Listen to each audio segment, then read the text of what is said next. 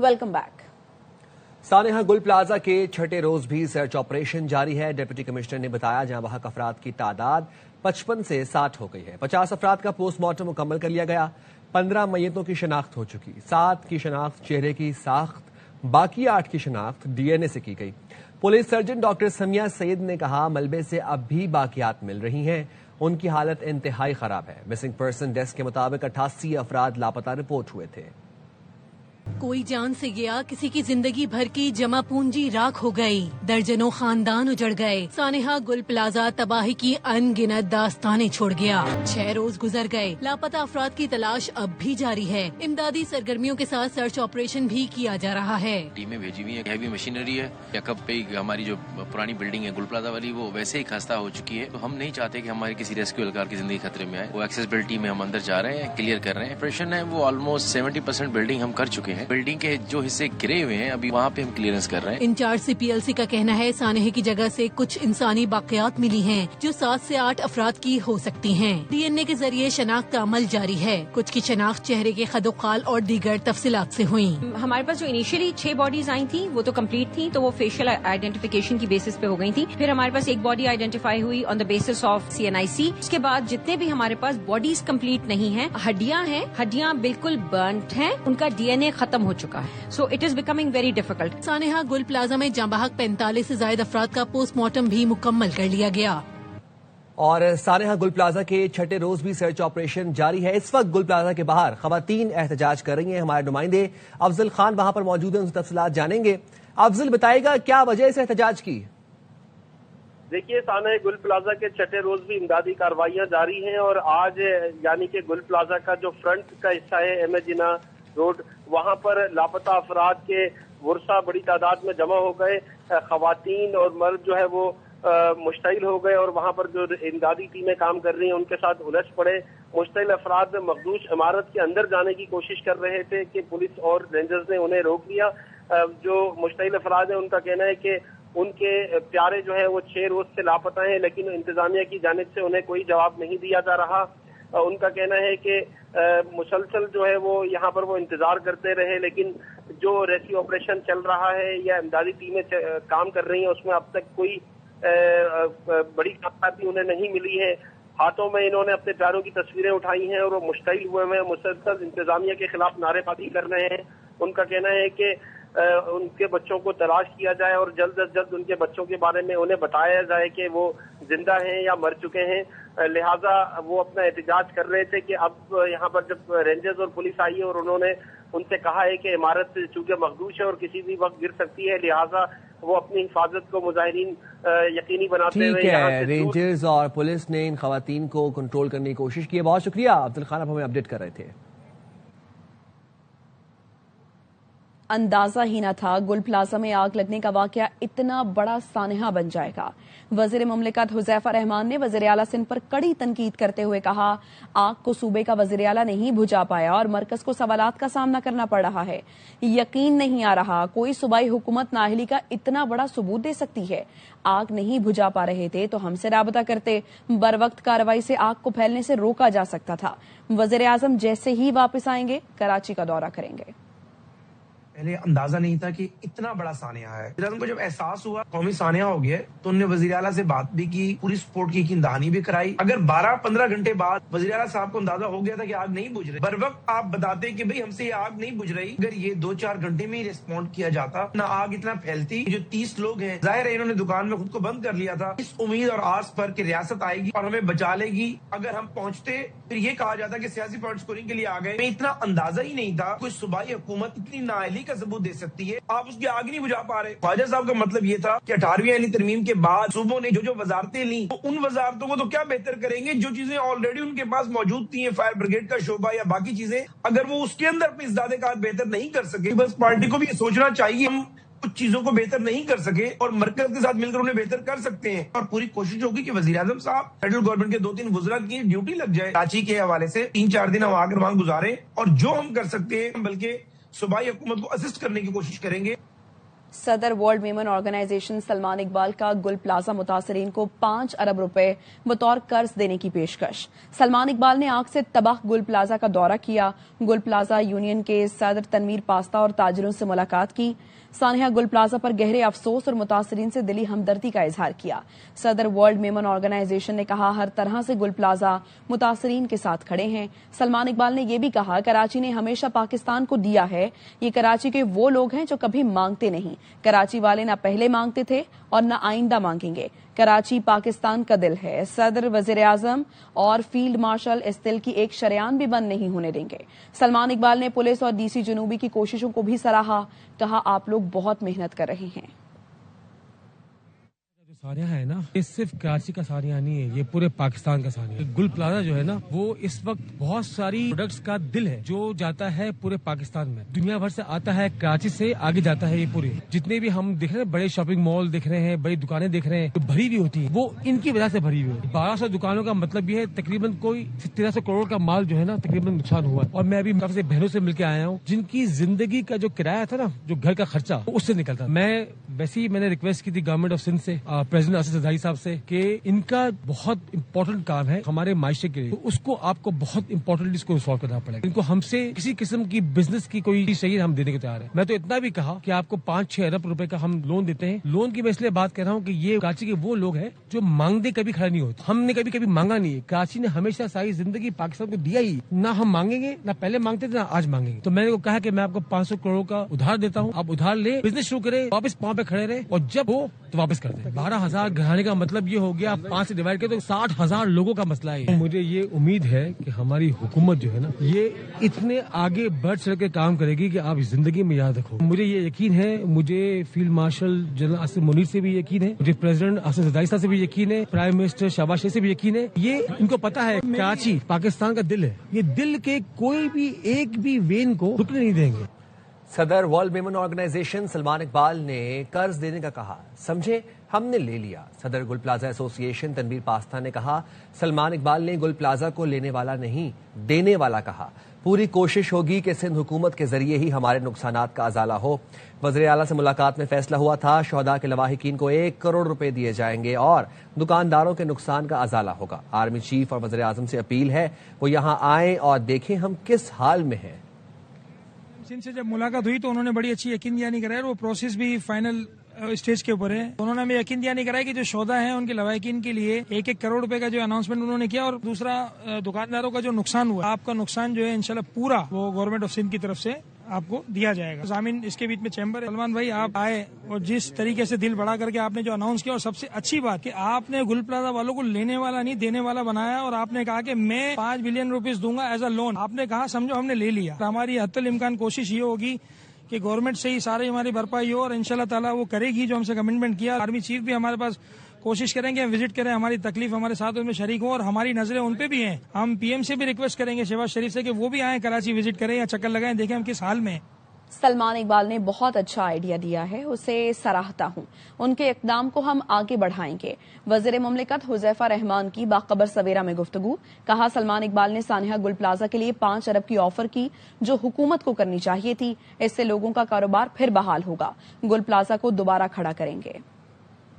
کاروائی کی سی ای او اور جو صدر بھی ہیں ورلڈ ویمن آرگنائزیشن کے، بڑا اپریشیٹ کرتا ہوں سلمان اقبال صاحب نے جو بات کی 5 ارب کی آفر کی، جو میں سمجھتا ہوں کہ گورنمنٹ کو کرنی چاہیے۔ فیڈرل گورنمنٹ اور صوبے کے لیے 5 ارب کوئی بڑی رقم نہیں ہے، ہم اس کا اسٹیمیٹ لگواتے ہیں، اور جن لوگوں کی ذرا جو دکانیں تھیں انشاءاللہ تعالیٰ اس پلازے کو دوبارہ اس کی جگہ پر کھڑا کریں گے۔ سلمان اقبال صاحب نے جس سلسلے کو شروع کیا ہے، ان لوگوں کی ایسی امداد کر دی جائے، مالی سپورٹ کر دی جائے تاکہ ان کے کاروبار شروع ہو چکے ہیں۔ سلمان اقبال صاحب نے آئیڈیا فلوٹ کر دی ہے، بلکہ میں سمجھتا ہوں انیشیٹو انہوں نے تو کوئی کیا تھا، ہم اس انیشیٹو کو آگے بڑھاتے ہیں، بہت ہی بھرپور طریقے سے اس پلازے کو دوبارہ کھڑا کریں گے، اور جن لوگوں کا روزگار اس سے جڑا ہوا تھا وہ روزگار بحال کرنے کی بھرپور کوشش۔ مزید خبریں بریک کے بعد ساتھ رہیے۔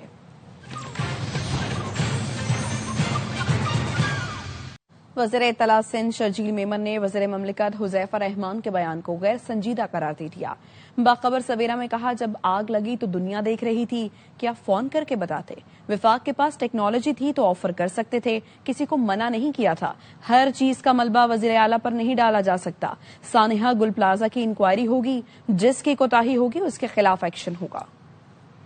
لگی پوری دنیا دیکھ رہی تھی, سارے چینل نان اسٹاپ اسی کوریج کر رہے تھے. فیڈرل گورنمنٹ سمجھ تھی کہ ان کے پاس کوئی بہتر کوئی ٹیکنالوجی تھی تو خود بھی آفر کر سکتے تھے. کسی کو منع نہیں کیا تھا کہ جی کوئی اور ادارہ نہیں آتا تو ہم نہیں کرنا ہے. تو ہمیں ڈائریکٹلی سمجھتی کہ جی ان کو کوئی فون کر کے ریکویسٹ کی جاتی کہ آپ آ جائیں, ہمیں ہمارا مسئلہ حل نہیں ہو رہا, تو وہ الگ بات ہے, ان کی اپنی سوچ ہے. اور جو والنٹری جو لوگ آ رہے تھے وہ آ رہے تھے, اور اس موقع پہ اس طرح کی باتیں کرنا میں سمجھتا ہوں کہ یہ غیر سنجیدگی کا مثال ہے. کیئر ٹیکر گورنمنٹ تھی, پیپلز پارٹی کی گورنمنٹ نہیں تھی. 1 جنوری 2024 کو رپورٹ گئی کمشنر کراچی کو. کمشنر کراچی نے 2 جنوری 2024 کو لیٹر لکھ دیا ڈی سیز کو. ہر چیز کی کا ملبہ جو ہے چیف منسٹر پہ آپ لے آئیں گے, جی چیف منسٹر اس پر عمل درآمد کرتے, اور یکدم چیف منسٹر پہ ایک ذمہ داری ڈال دینا کہ وہ اس پر عمل کرتے. اور ظاہر ہے جو ڈی سی نے لیٹر لکھے کافی بلڈنگوں پر عمل ہوا بھی ہوگا. اس بلڈنگ کا بھی پتا چل جائے گا کہ اس بلڈنگ کو لیٹر گیا تھا نہیں گیا تھا. اس کی انڈیپینڈنٹ انکوائری ہوگی, کوئی بھی ملوث پایا گیا, کسی کی بھی نیگلیجنس, کرمنل نیگلیجنس کوتاہی ہوگی تو اس کے خلاف ایکشن ہوگا. ایم کیو ایم رکن قومی اسمبلی مصطفیٰ کمال نے کراچی کو وفاق کے کنٹرول میں لینے کا مطالبہ کر دیا. کراچی میں نیوز کانفرنس میں کہا بس بہت ہو گیا, یہ نہیں سدھریں گے. آرٹیکل 140A اور 149 کے تحت کراچی کو وفاق کا حصہ بنا کر ملک کا معاشی دارالحکومت قرار دیا جائے. یہ آپ نے ہمیں کن لوگوں کے حوالے کر دیا ہے؟ یہ کھلی جمہوری دہشت گردی ہے. خاص طور پر مہاجروں کی نسل کشی ہو رہی ہے. ریاست اور حکومت چلانے کے لیے کراچی اور کتنی قربانی دے گا؟ یہ نہیں سدھریں گے. میں آج بہت ہی مؤدبانہ طالبہ گزارش ریکویسٹ کرنا چاہتا ہوں پاکستان بچانے کے لیے کہ کراچی کو آرٹیکل 148 آرٹیکل 149 کے تحت فیڈرل ٹیریٹری کا حصہ بنایا جائے. فل فور پاکستان کے چلانے والے اس کراچی کو ملک کا فائنینشیل کیپٹل ڈکلیئر کریں اور اس کو وفاق کے انڈر میں لیں. اتنا پوٹینشیل والا ملک جو کہ پورے ملک کو چلاتا ہے, پورے ریجن کو چلاتا ہے, کسی ایسی ایڈمنسٹریشن کے ہاتھ میں رہنے کا متحمل نہیں ہو سکتا. یہ آپ نے ہمیں کس کے حوالے کر دیا ہے؟ اس کے بعد جو ہر قتل پہ الزام لگا کر اس کو ڈیفینڈ کرتے ہیں, یہ کھلی جمہوری دہشت گردی ہے. ہم تو وفاقی حکومت کی طرف دیکھ رہے ہیں. کہیں تو آ کر اس شہر والوں کی جان بچائے, کہیں تو آ کر اپنا رول پلے کرے. یہ نسل کشی کا مسئلہ ہے, خاص طور پر مہاجروں کی نسل کشی ہو رہی ہے. سندھ کے شہری علاقوں کے رہنے والوں کی نسل کشی ہو رہی ہے. ہم کہاں جائیں, کس سے فریاد کریں؟ مجھے پتا ہے کہ وزیر اعظم صاحب چاہتے ہوئے بھی بہت ساری چیزیں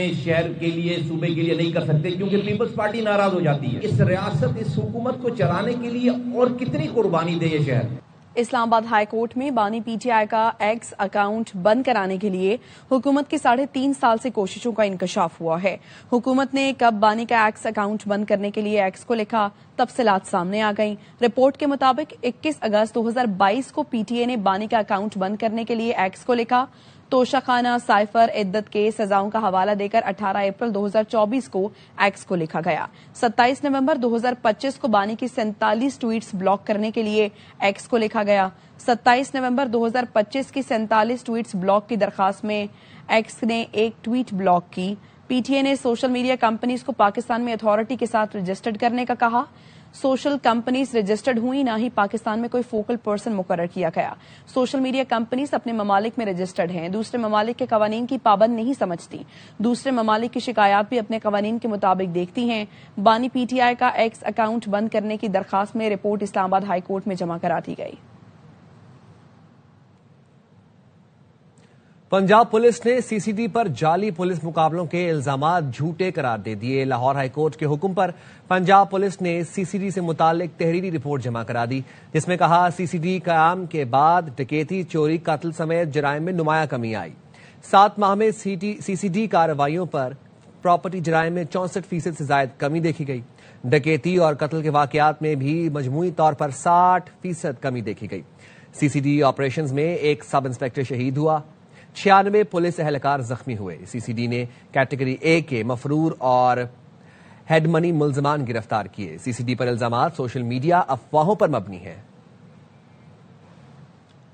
ہم واپس آئیں گے ایک بریک کے بعد, ساتھ رہیے گا. Welcome back. 8 مسلم ملکوں نے غزہ بورڈ آف پیس میں شامل ہونے کا فیصلہ کر لیا. پاکستان, مصر, اردن, یو اے ای, انڈونیشیا, ترکی, سعودی عرب, قطر کا غزہ بورڈ آف پیس پر مشترکہ اعلامیہ جاری ہے۔ اعلامیے میں امریکی صدر ڈونلڈ ٹرمپ کی جانب سے بورڈ آف پیس میں شمولیت کی دعوت کا خیر مقدم کیا گیا ہے۔ اعلامیے میں کہا گیا ہے بورڈ آف پیس غازہ میں مستقل جنگ بندی، انسانی امداد، تعمیر نو کے لیے عبوری انتظامی فریم ورک ہوگا۔ بورڈ آف پیس اقوام متحدہ کی سلامتی کونسل کی قرارداد کے تحت قائم کیا گیا ہے۔ پاکستان سمیت شریک ممالک فلسطینیوں کے حق خود ارادیت ریاست کے قیام کے لیے پرعزم ہے۔ بورڈ آف پیس کا مقصد خطے میں دیرپا امن، سلامتی اور استحکام کا قیام ہے۔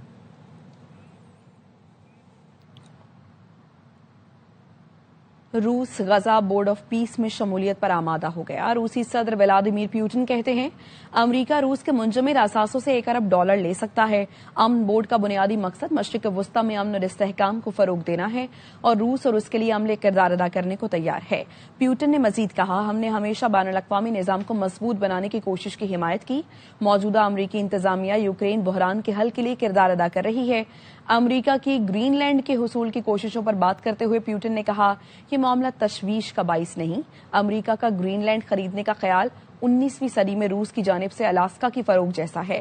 اگر اس وقت الاسکا کی فروخت کو مد نظر رکھا جائے تو آج کے دور میں گرین لینڈ کی ممکنہ قیمت $200 سے $250 ملین کے درمیان ہو سکتی ہے۔